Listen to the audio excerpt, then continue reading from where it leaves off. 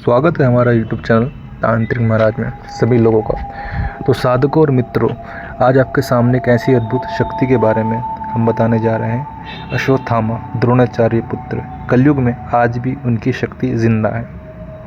यह बात आपको माननी पड़ेगी कि अश्वत्थामा महाभारत से लेके आज तक इस कलयुग में भटक रहे हैं। यानी कि कहा जाए तो एक श्री कृष्ण के श्राप के कारण आज भी वो घोर जंगलों में भटक रहे हैं।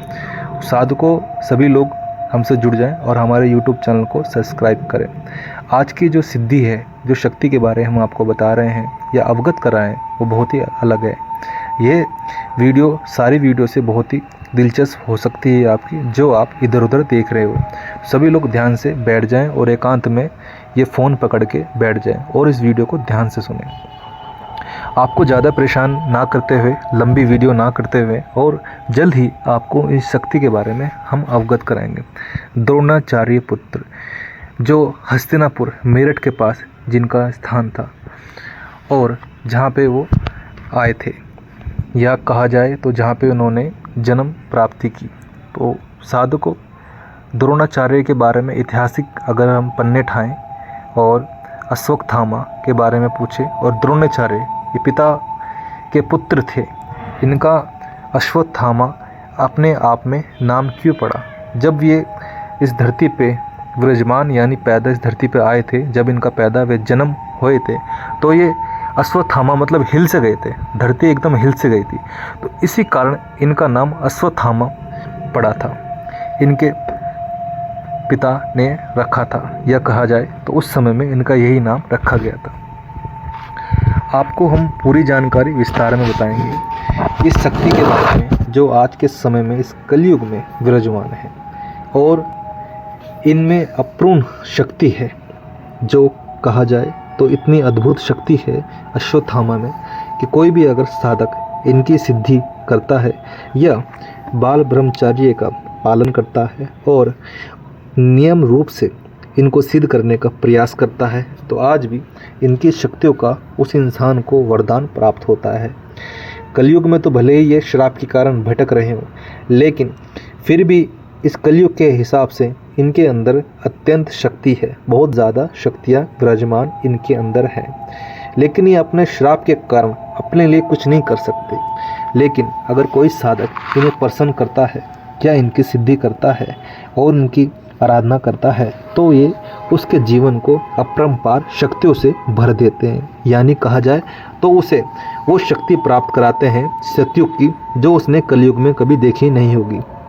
ऐसे शस्त्र सिद्धि इन्हें आती है जो साधक को ये प्राप्त कराते हैं। और ये तंत्र में भी बड़े माहिर थे, क्योंकि इन्हें कुछ ऐसी तामसिक शक्तियों का अनुमान है और सात्विक शक्तियों का अनुमान है, जिसके कारण ये महाभारत में इन्होंने युद्ध लड़े थे। तो उन शक्तियों के अनुसार देखा जाए तो इन पे अपूर्व शक्तियों का भंडार है। साधकों और मेरे प्यारे दोस्तों, अगर आप हमारे YouTube चैनल अभी देख रहे हो तो हमारा YouTube चैनल सब्सक्राइब करें और इसमें ध्यान से सुनें, क्योंकि इस YouTube चैनल में आपको ऐसी अद्भुत सिद्धियों के बारे में बताया जाएगा जो आपको कहीं नहीं मिलेगी।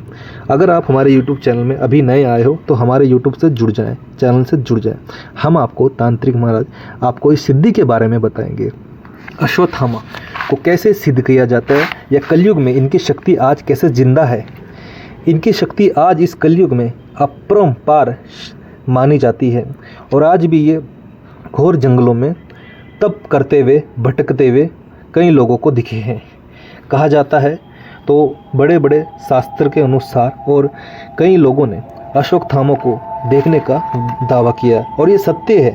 कई लोगों ने इन्हें देखा भी है, लेकिन ये एक ध्यान की अवस्था में ही पाए जाते हैं, या ध्यान करते हैं, या कहीं किसी पानी वाले स्थान या जल के पास बैठे हुए मिलते हैं, या पर्वतों के पास मिलते हैं, या ये घोर जंगलों में घूमते हैं।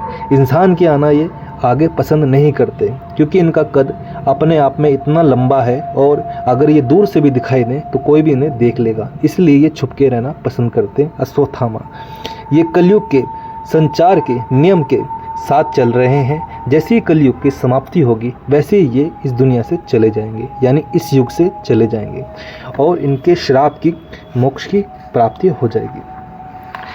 वो चीज़ आपको हम बता दें यदि कोई साधक बहुत समय से सिद्धि कर रहा है या साधना करने का बारे में सोच रहा है तो ऐसी अद्भुत साधना व सिद्धि आपके लिए है अश्वत्थामा। ना ये किसी परी की है, ना किसी अप्सरा की है, ना ही किसी यक्षिणी की है। ये अश्वत्थामा की सिद्धि है। जो भी कोई सनातन धर्म को समझता होगा और सनातन धर्म पे विश्वास करता होगा वो इस चीज़ को अच्छे से समझ रहा होगा, क्योंकि उसे मैं ज़्यादा नहीं समझाऊंगा ना ज़्यादा बताऊंगा। वो जानता है अश्वत्थामा कितना शक्तिशाली थे और कितने ही ब्राह्मण पुत्र द्रोणाचार्य के पुत्र थे। जैसे इनके पिता अपूर्व शक्तिशाली थे ऐसे ही उनके पुत्र भी शक्तिशाली थे। यदि कोई साधक इनकी सिद्धि करता है या इनकी साधना करता है या इनका बीज मंत्र प्राप्त करता है तो ये आज भी उसे शक्तियों का वरदान प्राप्त कराते हैं और उसके जीवन को अपरंती उन्नति देते हैं। तो साधकों, अगर आप अपने जीवन में कोई अच्छी साधना करना चाहते हो या चाहते हो कोई अच्छी शक्तियाँ प्राप्त करना तो आप यह साधना कर सकते हो। यह साधना आपको दुख, सुख, बीमारी, पैसे और चाटन मरण षटकर्म से बहुत ही शक्तिशाली है। इस साधना को सिद्ध करने के बाद आप जीवन में कोई भी बड़ा से बड़ा कार्य पल भर में कर सकते हो। ओम आदेश नमः। कैसी लगी हमारी यह साधना हमें अवश्य बताएं। अगर आप यह साधना या इसकी विधि, बीज मंत्र या इसका सुरक्षा घेरा कवच कैसे बनाया जाता है और उसकी पूरी जानकारी प्राप्त करना चाहते हो तो आप दिए गए निर्देश अनुसार तांत्रिक महाराज से संपर्क साधें और हमसे इसकी पूरी जानकारी प्राप्त करें। ओम आदेश नमः।